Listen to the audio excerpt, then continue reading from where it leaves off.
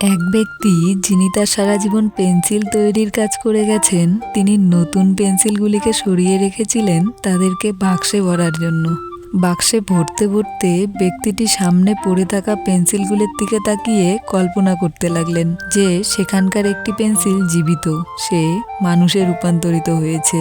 এবং ব্যক্তিটি তার সারা জীবনের অভিজ্ঞতাগুলোকে স্মরণ করে জীবিত পেন্সিলটিকে বলতে লাগলেন, 5টি কথা তোমাকে সারা জীবন মনে রাখতে হবে, কথাগুলি কোনো দিনও ভুলবে না, তাহলেই তুমি পৃথিবীর শ্রেষ্ঠ কাঠ পেন্সিল হয়ে উঠবে।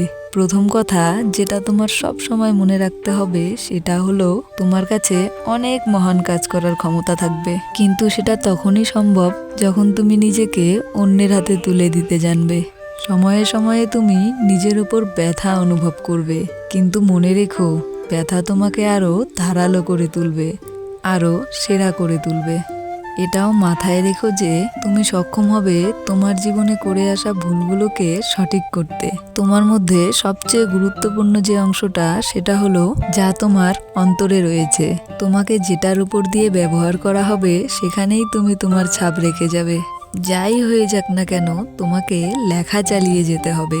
মনে হচ্ছে কাঠ পেন্সিলটি যেন তার সমস্ত কথা শুনছে এবং বুঝে উঠতে পারছে, এবং প্রমিস করছে যে সে অবশ্যই তার 5টি কথা সারা জীবন মনে রাখবে।